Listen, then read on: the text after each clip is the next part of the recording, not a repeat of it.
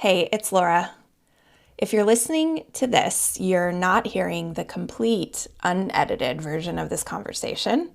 If you want in on that, you can get it by becoming a TMST Plus member. Just head over to our website at tmstpod.com and click support. All right, enjoy the show.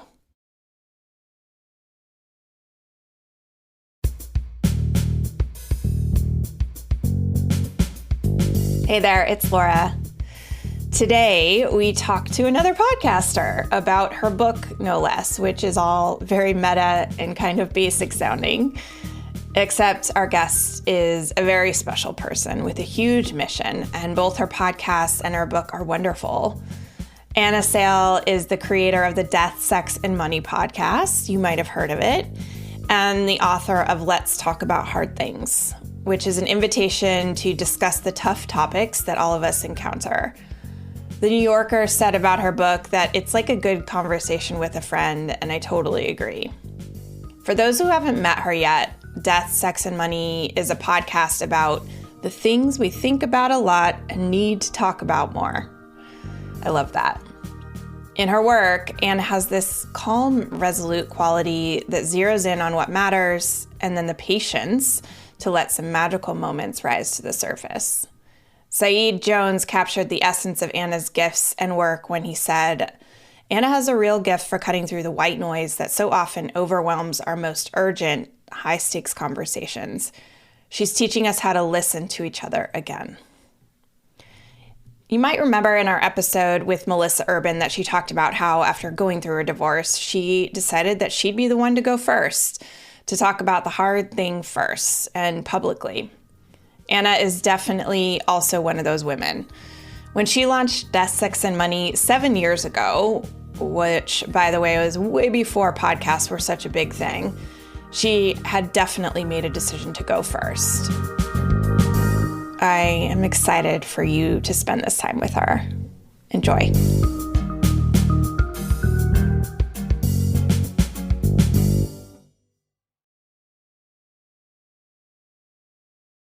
Well, welcome, Anna. Thanks for having me. Can you talk about your journey as a journalist and the short version of how you ended up doing what you're doing today and what you're doing today? Yeah, I started out as a journalist in a very sort of conventional newsroom sort of model covering the West Virginia State House for public radio. That's where I trained, and kind of pretty quickly focused on politics and worked in West Virginia and then Connecticut, and then came to WNYC, who I still work for in New York. And, you know, the thing that sort of motivated me in my politics reporting was really that kind of like mission-driven work of like, I'm going to show up at the Capitol and I'm going to tell the people who had other better things to do during the day, like what the people who they elected are doing on their behalf. And just really thinking about like being really clear. And I never really got into like the horse racy stuff or the backroom deals. That wasn't my strength. It was more just trying to explain the stakes of what was going on and why it was happening the way it was. And so in that way, I think of my work as sort of now, which is very much more about the emotional landscape of our lives, is sort of very similar to that, of just trying to be like, I really want to tell personal stories where we actually talk about how things are and why in each of our cases they have unfolded the way they have, and how we make sense of them. Yeah. But, you know, from an outward facing look, like my job looks really different now. Like the stories we make on Death, Sex, and Money are about, you know, the most personal things that we go through and struggle with. When we started the show and kind of came up with the conceit of Death, Sex, and Money, it was like really just trying to be really clear that like, we're not going to skip over the stuff that's messy or taboo or uncomfortable, or that we don't have often readily available words for. So that's what the show has been for 7 years. And then I just wrote a book. Didn't just write a book. I worked on a book for many years that just came out. That's right. Yeah. You cannot. Yeah. I know that process. Books. Whoa, they are hard to do. but it tried to build on that work of Yeah. saying, like, instead of just being I think of the show as being so much about kind of witnessing conversations about those hard moments in life. And the book called Let's Talk About Hard Things, I wanted to pull back a little bit and try to sort of reflect personally and also talk to other people about, how have these conversations unfolded in your life, and when they have unfolded in an effective way that has made you feel closer or more connected or more clear, what is it about those kinds of hard conversations that were successful? So to try to just put to words what the process is. Not a lot of people want to go there. So what was stirring up in you when you came up for the concept of Death, Sex, and Money? There was a real personal engine along with a sort of intellectual curiosity. I mean, I think in my work always, what I have loved about radio is that it's journalism that's built on an interaction. Like, that's what you're capturing. You're capturing tape of something happening. And what happens in an interview when you connect with someone. Sometimes you just run across, in a parking lot, and now they're telling you something really nuanced about their life, like that. Those are really, I love those moments. And that's why I became a journalist.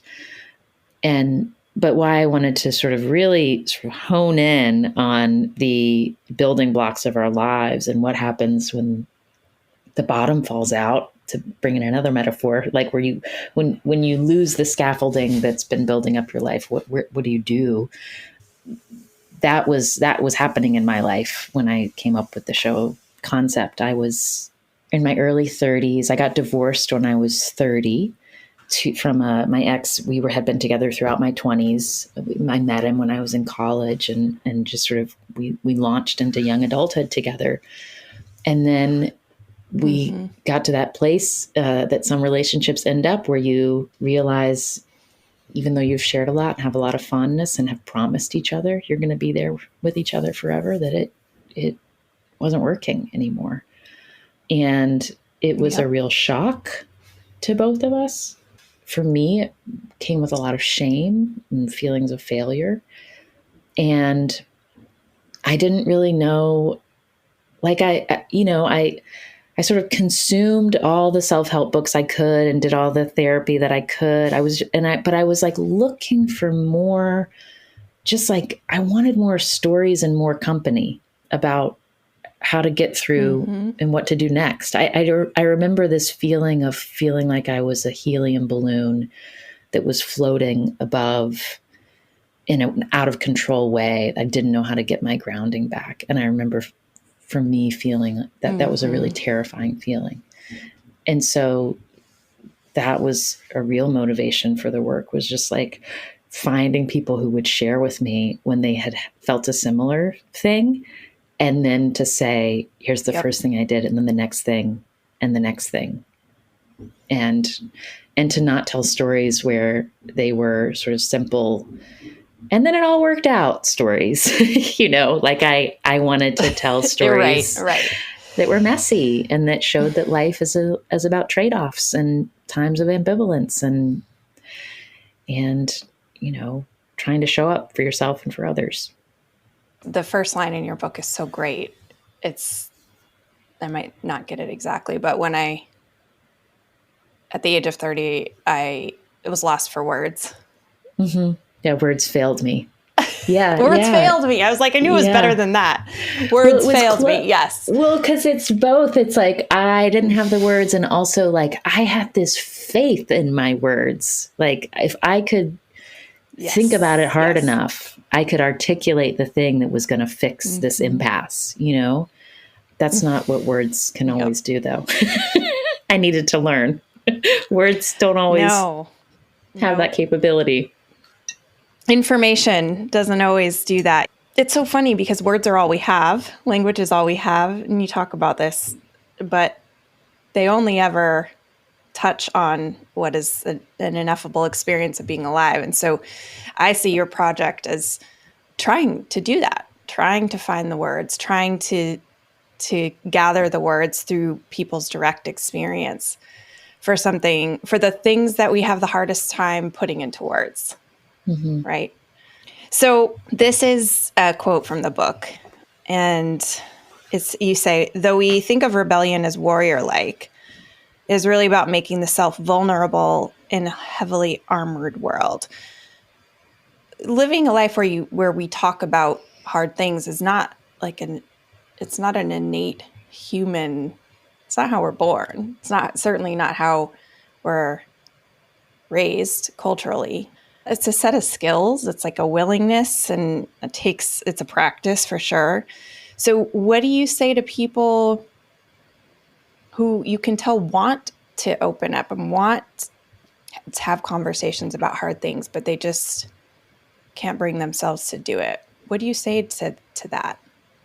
I always think of first starting by modeling, like rather than say, it's really important that you talk about your deepest pains and shames. Like, let me tell you, you need to be doing this. I think it's more about, it can be so powerful to witness someone talk with self-compassion around moments of, mistakes or uncertainty, and that creates this safety, a place of being able to also say, like, oh, I screwed up in a similar way. Let me tell you my story. One of the most important parts about creating the conditions for that kind of conversation to happen is to sort of kind of like by modeling, like that here's the sort of values around how we're going to talk about this. Like, we're going to come at it with a spirit of curiosity rather than righteousness or judgment. And also that a spirit of listening in a way that's like dignifying, even when the content itself might not be dignified, like to just indicate that you will be heard. At the beginning of interviews on Death, Sex, and Money, for example, sometimes I find myself saying, like, you've not heard about this show, maybe. Let me explain this, very like a body in your face podcast title. Like, here's what we are. I might ask you about some personal things. Here's why. Like, our show is built around this idea that sharing around these things that we think about a lot and need to talk about more, that creates community and pulls us out of isolation. There's this larger project that I sort of explain that, so that it later on, 20 minutes in, when I say, like, oh, what happened there? Like, when did that relationship end? It doesn't seem like I'm just like digging for tabloid fodder or something. Why. Just the way that you actively listen with someone can be the thing that makes someone comfortable sharing something they haven't before, because they are feeling that feeling that's so rare of really being listened to. Talking openly about the truth and what the possibilities are in that space is something I think about constantly as someone in recovery. And it is the central part of recovery for me, was learning to talk about the things I didn't think I could talk about. You could be in a room with strangers, right? All people who are suffering from addiction or have recovered and are still willing to talk about it. You're all there for the same reason. You're all there for the same goal, and you know where you're all coming from. Whereas in relationships, in partnerships, marriages, parent-child, coworkers, all the other types of relationships that we have where we don't necessarily have the same goals. We definitely don't have the same level of experience. We don't have a common denominator necessarily. I'm just thinking that makes it so much harder. I'm wondering if you just have any thoughts about that, like, because you have to find that. You have to find that place where you can meet someone, even if you've never experienced what they have before. Yeah, you're actually making me think about, I have a friend who has been in recovery for a long time. And before I started this work, before I started Death, Sex, and Money, when I was still a regular old politics reporter, I went to an anniversary meeting with her, and I'd never been in a recovery meeting setting before. And I sat in the back and we watched people share their stories. And I was overcome with just what that space was. This was like a random basement in Brooklyn. It was very early on in my time in living in New York City. And I don't know, my experience of living in New York City was that like I couldn't find any place where I felt like I could be not on guard and like not put together and hustling all the time. And so then to find myself in this space where it was all about, humbly like and concretely describing struggle and mistakes and supporting each other through that was very powerful.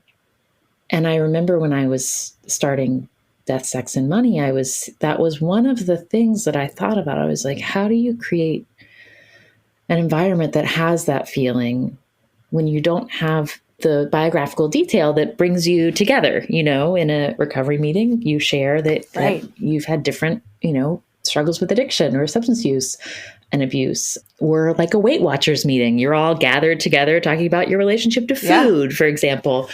Or an evangelical church service. You're gathered together talking about your shared belief that you're all sort of fallen, flawed, sinful souls who need to be saved. And I've also found those experiences of being in those church services very moving. Like when you gather together around the stuff that's hard and admit that there's things that you have trouble with. And I don't know that I have figured that out with creating the space of Death, Sex, and Money, but that was one. I wanted it to feel like that. I wanted it to feel like this is a show I can press play on where I can just come as I am, and I'm going to like hear somebody sharing something that's probably a little bit messy. Maybe I'm going to have some feelings about the choices they made and would make the same choices, but they're going to make me reflect on my choices. And it's in a spirit that when we listen to each other, we're building an important sense of community and also helping each other. I do think that the recovery meeting model and what happens in those rooms, it's astounding. And it's unlike any other. I mean, I made the comparison to Weight Watchers in church, but it's also unlike any other social space I've ever been witness to. They're so powerful. It was like relief to me because honesty feels like that. I think even when it's uncomfortable, it does feel expansive and like relief. What you're saying speaks to another thing that you touched on in your book that I'd never thought about before, which is we don't have the structures, the institutions where we would go, like a church or a recovery meeting or whatever it is, that were so built into our daily lives for so long. They're still there, as you say, but digitized and or not connected to them in like a physical way, or we've just dropped out of institutions. Can you talk about that? Because it was like a whoa, oh, that's right. No wonder it's so hard. And to navigate certain things we don't have. Like talking about hard things. I thought a lot about like, first of all, like, what do you have to say about hard things that has not been said for, millennia? Like the hard things have been around for a long time and people have said a lot about them. But I do think that we're undergoing a pretty important societal shift in how we engage with hard things. And like you say, it's like, I don't see it as good or bad. I see it as just let's just like look clearly at how the landscape is different. And then what that means about how we as individuals have to engage with hard things. And, you look at mistrust of institutions, whether they're religious organizations or government or, or that joining spirit in a community to show up in a community hall to do something together, that has receded in American life. And what is on the march is people who self-report feeling lonely, feeling disconnected. And that's related to, anxiety, depression, the epidemic of loneliness is something that has been talked about and is something that's real. And I think what those two things have to do with one another is like hard things in our lives are not new. That's not something that's happening for the first time. But the places we have to go and what we have to do is less ritualized. And the onus is more on each of our own shoulders to figure out, where am I going to find support in this? So I think that difference just means like, you do have to figure out how to talk about hard things living in this world right now, because the onus is on us more as individuals to figure out for ourselves and to help people in our lives. Like I don't think my parents had similar conversations with their fellow peers with young kids of like, how the hell are you paying for childcare? What are the ways that you're putting this together with Scotch tape? And how are you also saving for college? And how, like, the things that like I have to figure out as a young parent right now, and how that overlaps with money. Like, and my retirement account is in this weird account that somebody manages over here. I don't have a pension, but it's like all so diffuse. And the only common denominator is I've got a deal. I don't have a banker. Like my parents had a banker. Like what? So that's another way we've changed. We have to figure out how to talk about money, and how are we going to, share around that in a more sort of comfortable way to help each other, because we're being tasked with figuring out some pretty complicated things. It's like when you're swimming in an ideology and you don't realize you're swimming in it, and that, say, ideology or that system is making life more difficult than it maybe used to be, or that you even realize it to name it and to say, oh yeah, that's an actual thing, is so helpful to me. Yeah. And it's not just you that's having a hard time. It's like, there are these historical phenomena that have conspired to make this hard for me. It's not my personal failing that I'm having a hard time figuring out how to make this work.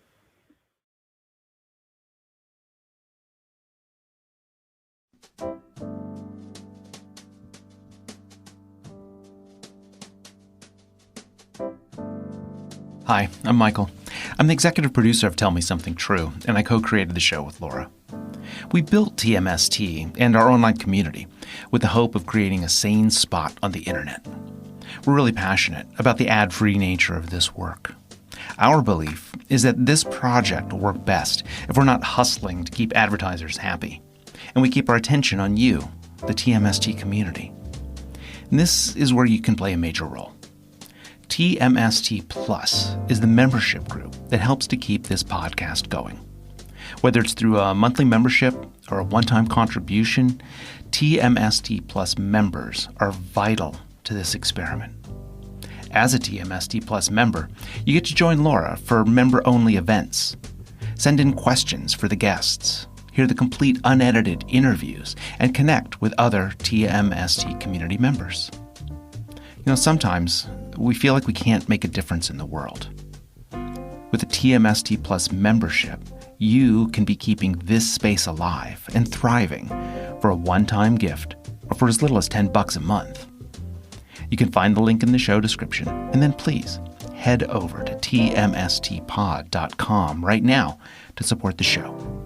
And thanks.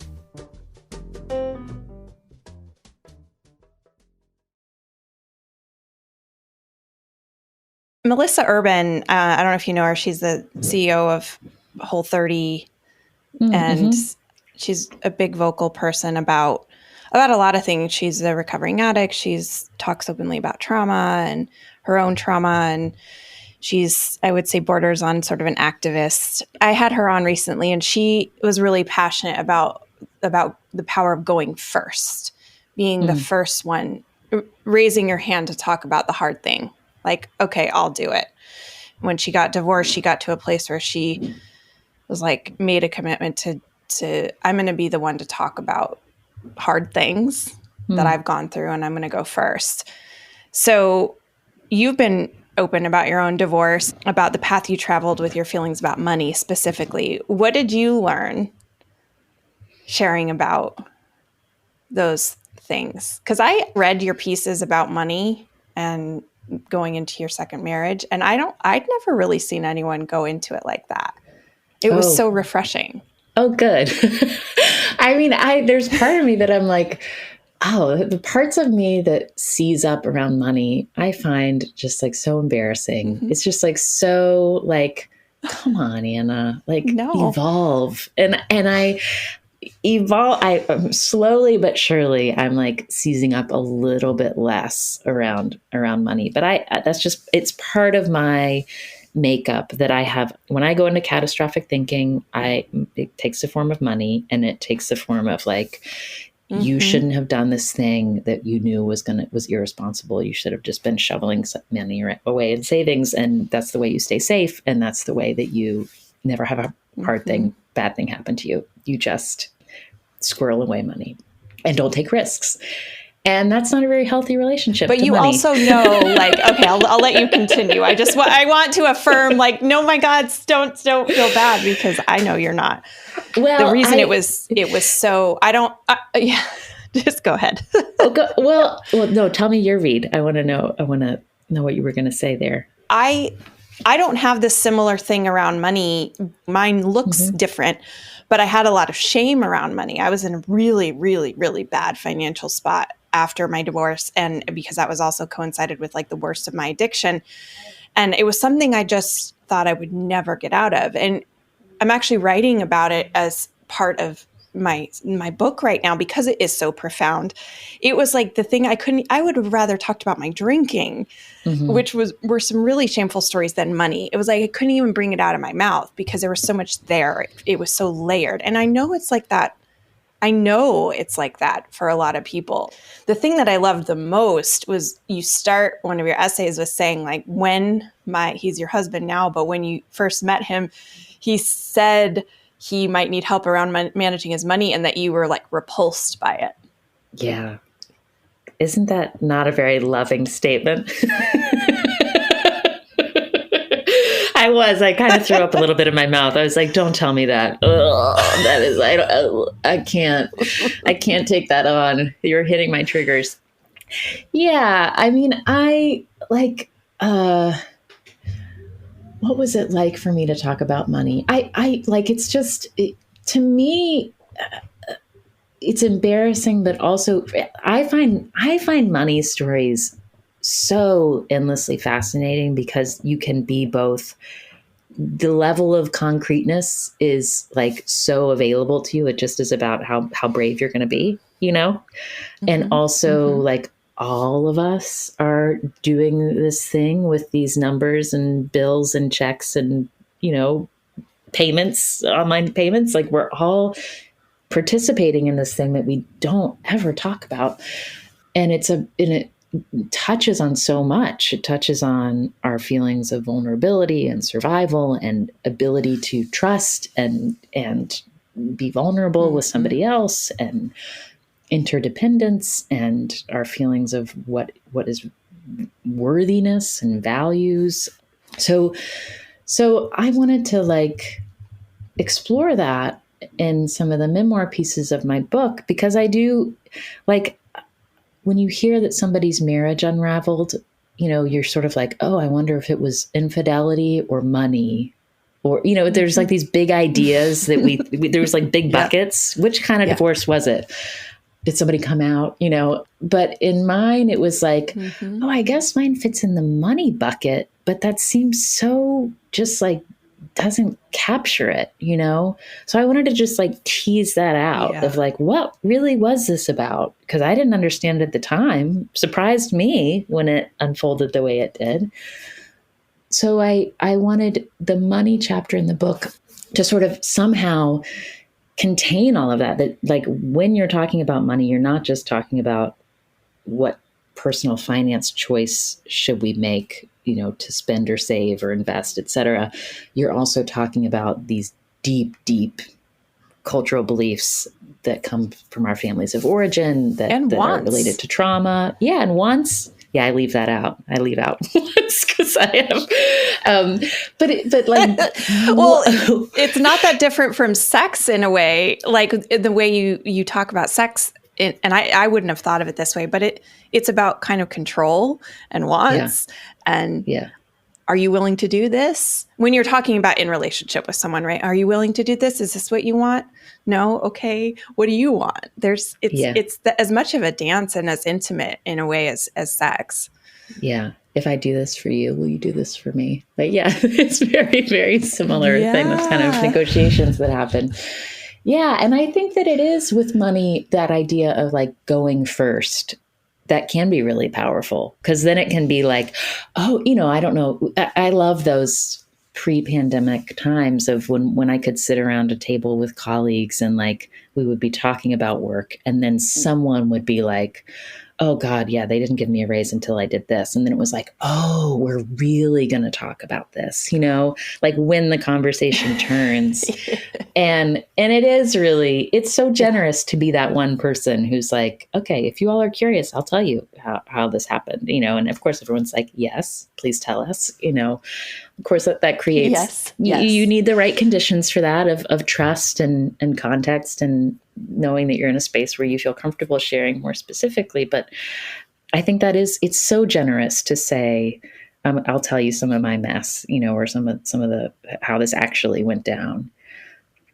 And I just want to say, when you mentioned the shame about divorce, it made me think about, that's something I really felt a lot. And then something that, speaking of words, one word that really helped me was I decided to really embrace self-identifying as a divorcee because I thought it made me seem interesting and sexy and like complicated in a cool way. I did that too. So I feel like for anyone listening who is in that phase of emerging from a marriage that ended, just think about, can you be a divorcee? Does that make you like want to go to Miami, and like have a trip with your girlfriends and celebrate?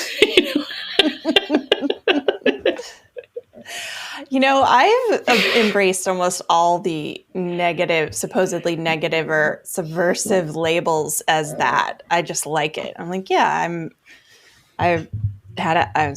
don't call myself an alcoholic because it's like way too, it feels too punitive to me. But like, I struggled with addiction and I'm a divorcee, and I think it's a good, if we just gave one person that permission, that's awesome, because I think it feels very different. Like, it does make you interesting. Your holes are interesting, as Augustine Burroughs says.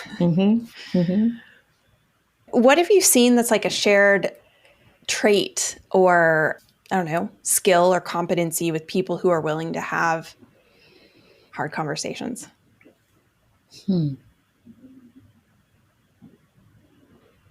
It's interesting to think about that, because I've had these kinds of conversations with so many different sorts of people. There's a quote that comes to mind. Nadia Bolz-Weber says that when you are talking about hard things, you want to talk about them from scars and not wounds. And what she means by that is like, after just that first layer of scabbing over has happened, if you're doing like sort of sharing in a sort of vulnerable way, you can talk from wounds. If you're in a therapeutic environment, of course, you can reach out if you're in crisis. But in that kind of like sharing socially, and I think that those scabs can take a lot of different forms. Like, for example, somebody who has embraced divorcee of like, oh, now I'm integrating this fact into my identity. I'm not shying away from that. And so now that I've integrated this, the fact that I had a marriage that ended in divorce, I'm going to tell you about it. Here's what I learned. I'm going to share. And I actually learned some things that, are like, I think that's a trait of people who are comfortable talking about hard things, is that they have seen the value of what can happen when you allow that in to who you are and share it with others. You give other people permission to allow in facts about their lives that maybe they've struggled to face or are deep in grief around. For example, I think about a friend of mine who I write about in the book, who she had a stillbirth, and that there's so many strange absent social conventions for grief around a pregnancy that ends that way. There's no mourning rituals. And she was just like, I don't I'm just going to tell people that I'm sad. I'm going to cry in public. When tears come, I'm going to cry. I'm going to, every year on the anniversary of my son's birth and death, I'm going to mark it. And it's going to be, it might make some people feel creeped out, but like, that's what I need to do. And her doing that has, she's become a place where people who are facing pregnancy loss in all its forms, they know she's there to talk to you about it. So, right. What else? I also just think a sense of humor and like humility is a really, it's easier to talk about hard things and places in your life that are a little tender when you have that ability to be like, yeah, that's a part of me too. That happened.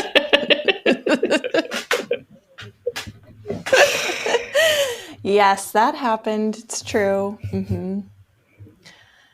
In my experience, people, the thing that keeps them from sharing is shame, almost always. Mm-hmm. Shame and probably fear, second, of like, what's going to happen if I do? I'll lose all my attachments or whatever. And then ironically, of course, sharing is what helps relieve shame when it's received in a safe place. And so it's this interesting tension between that. I have always found, though, that it takes a moment of kind of jumping off a cliff. Like, okay, you actually, I listened to your interview with Ezra Klein.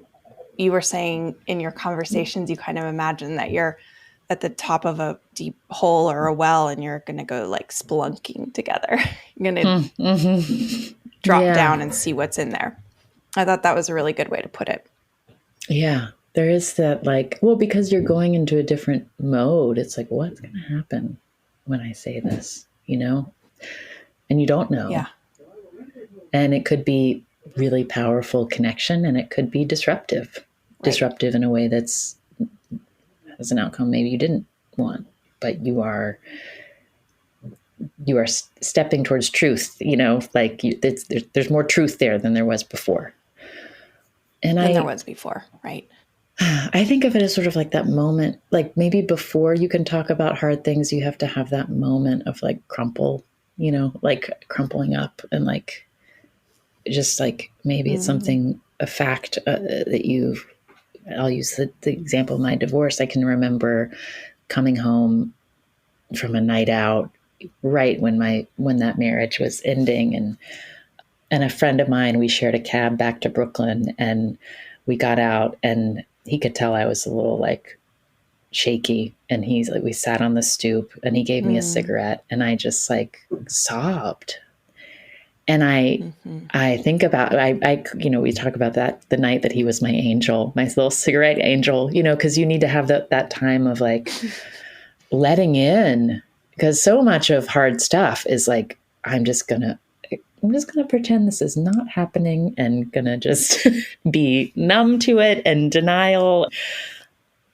So I think that sort of like just letting yourself have it wash over you is maybe part of letting in that shame, and all the feelings that it brings up.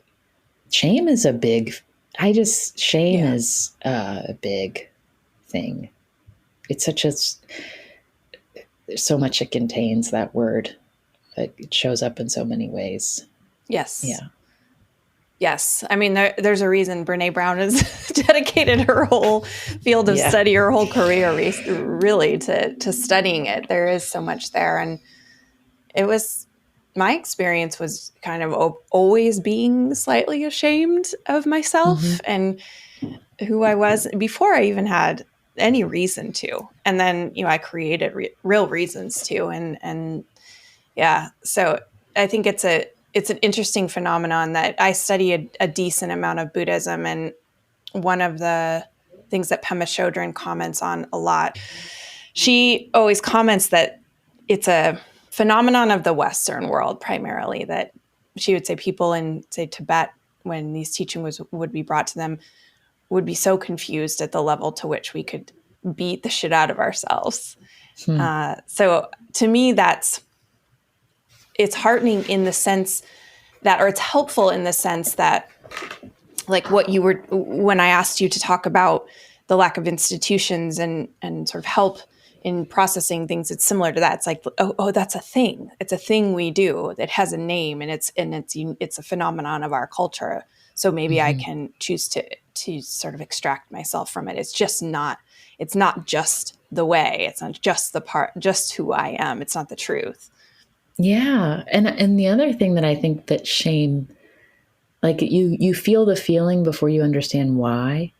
And so you sort of have to name that you're feeling ashamed to then go like, wait, I'm feeling ashamed because of this set of societal conventions and beliefs. Like, wait, I don't buy those. You have to like name the shame to get back to the thing to be like, hang on, that's bullshit. Like, I don't need that, or I don't believe that.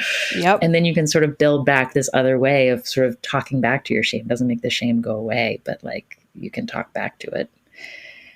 So I guess I'm curious about how things have changed for you since, 2014, since you started the show. How has it changed you to have these conversations, to do this work with these people? How is that reflected in your own life?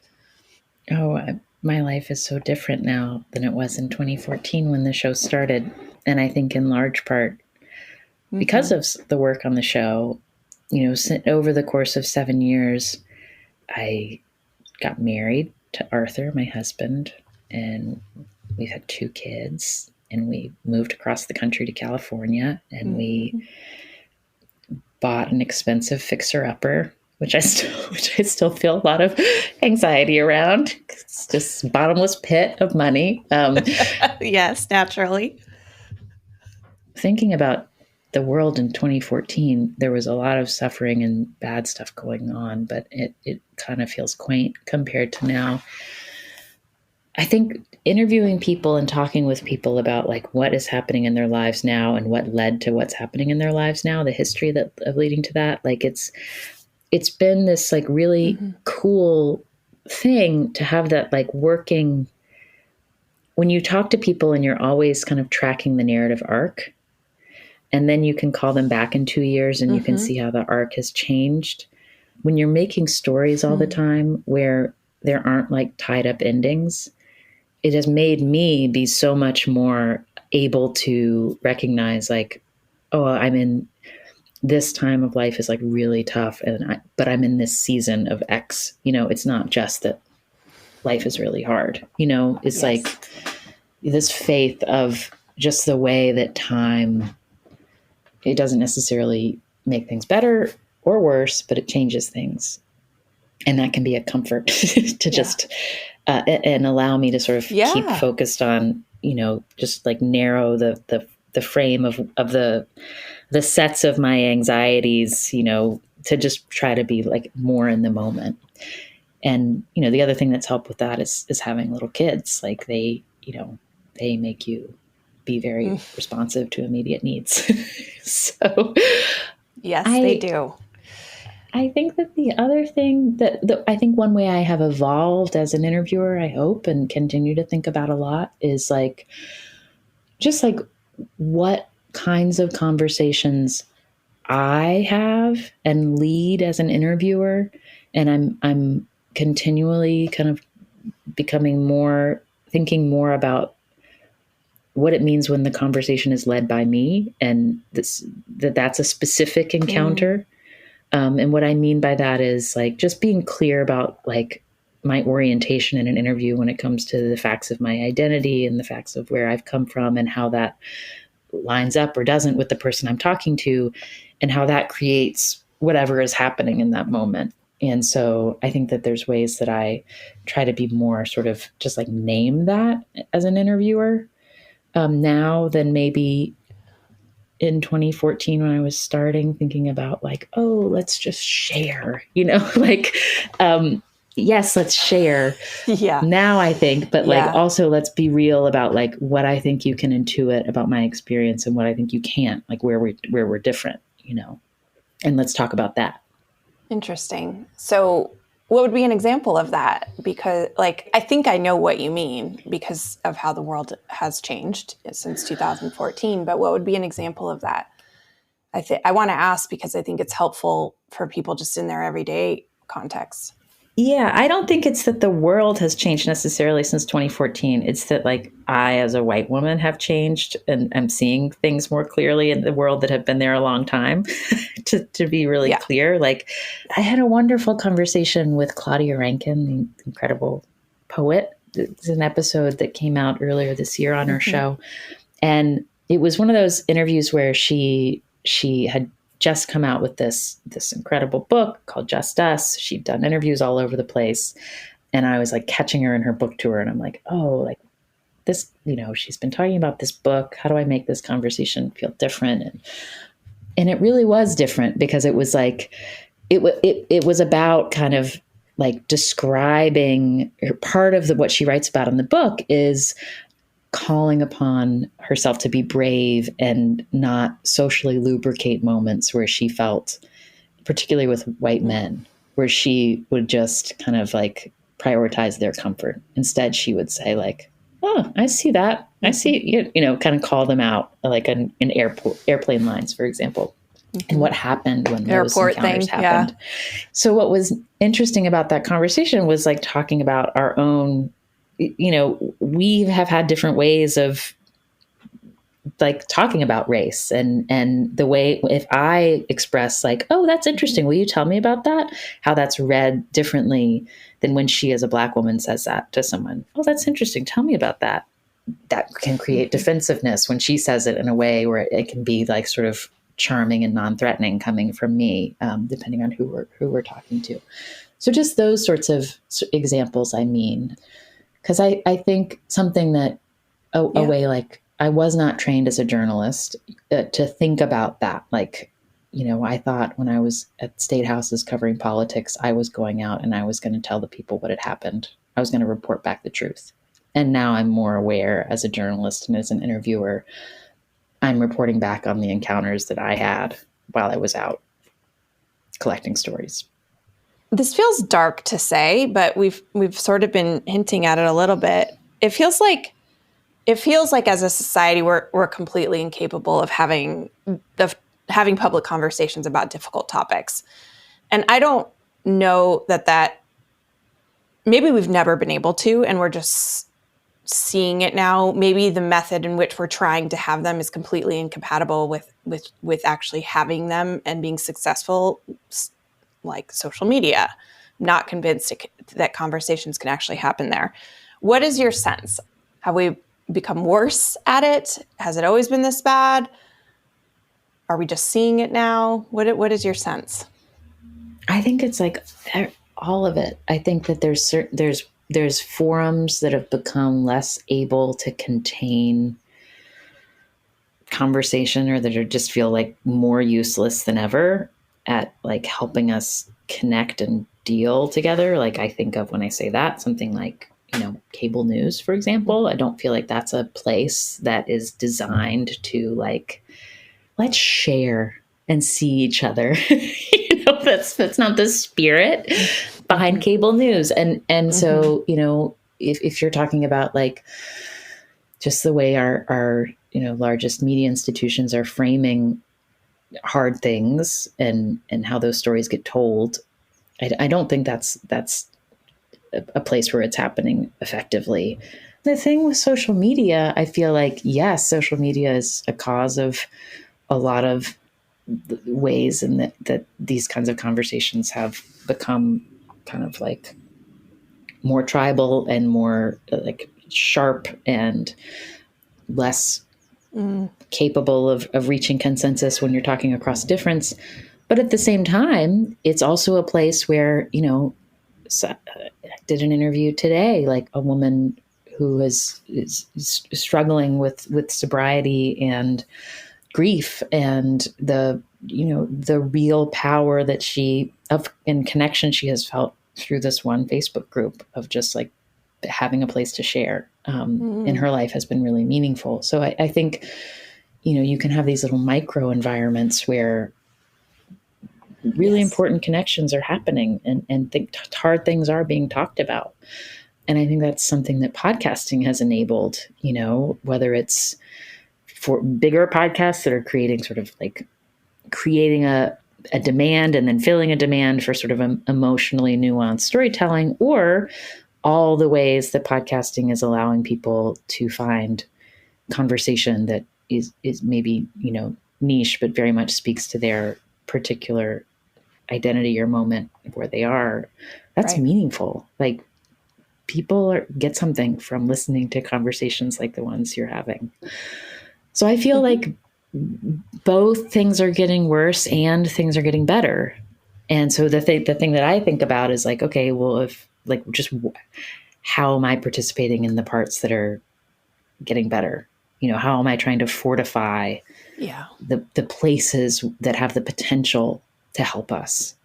Even like volunteering for my kids' preschool. So for their, like, how they talk about like DEI and racism, like that's a way that I feel like I'm trying to be just fortifying our ability to have the vocabulary to do this together. But it feels like the immensity of the suffering, the scale of the suffering, all the different ways it's showing up. I don't know if it's worse, but it feels really hard right now, between the isolation and the grief and the loss because of the pandemic, on top of ongoing inequality, the challenges of inequality. It feels very, and climate, like everything feels very big and hard. We have to figure out how to be with each other as we confront all this stuff. How do you do that in your own life? You're willingly putting yourself in these conversations, and you're not necessarily experiencing the hardships and the pain and all of that yourself, but you do. Secondary experience is real when you are in a conversation with someone. How do you take care of yourself? How do you not fall into hopelessness and despair? And maybe you sometimes do. What have you been doing in the past year to really help yourself through that? I will tell you. And help the people around you. Yeah. One big life hack that I'm really leaning into right now is trying not to talk as much. And what I mean by that is like, I really am helped by going out on a walk and not immediately calling someone or firing up a podcast. I'm all for like digging in when the conversation comes up, but also like there's something to be said for like giving yourself a little pause from the ticker tape of talking and of inputs. And I think that makes you a better talker, that reactive kind of talking that's like basically like fueled by stimuli, like it's not a sort of like deeper sharing, or deeper listening, because it's more sort of like frenetic. I'm trying every day to take time for quiet. And that sounds sort of like, isn't that nice? Anna's doing self-care, but I actually am like realizing it's a matter of like, I have to for my mental health and to manage my anxiety. And I also am better at my work, and I'm better in my life when I do that. And I feel better. So I should do it. But it can be hard. I don't think it's to step cute. away. I don't think it's cute or I don't think it's cute or quaint, or I think it's actually sometimes difficult to be quiet. Well, you're just lovely. It's been so nice spending time with you, and I'm so glad I got to see the person behind the show, and I'm excited for people to hear more about your book and get it. How has the experience been of now publishing a book? Do you want to do it again? The predominant emotion I have right now about book publishing is it feels really good to not have to write a book. I'm really glad that that's finished for now. Yeah, that'll go for a few years, I would imagine. It is. It's a whole thing. It's hard. It's like having a kid. Yeah, it was a lot. but it's so gratifying to talk with people about it, share this thing that was so much inside my own head for so many years. To be able to talk about it is really nice.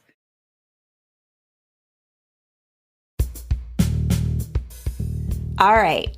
Thank you so much for being with us today. If you want more TMST, head on over to tmstpod.com and become a member. Members get access to the full uncut versions of these conversations, previews of upcoming guests, invites to join me for members-only events, and access to our members-only community where I hang out a lot, especially now that I'm not on social media. We decided from the beginning to make this an independent project. We don't have sponsors and we don't run ads. This means that we can make the show all about you and not what our sponsors or advertisers want. But it also means we're 100% reliant on your support. So my request and my invitation is simple. Support the show by becoming a member, or you can simply make a one-time donation of as little as $5. I cannot stress this enough. You can make a huge difference for as little as $5. Please head over to tmstpod.com right now. Tell Me Something True is engineered and mixed by Paul Chufo.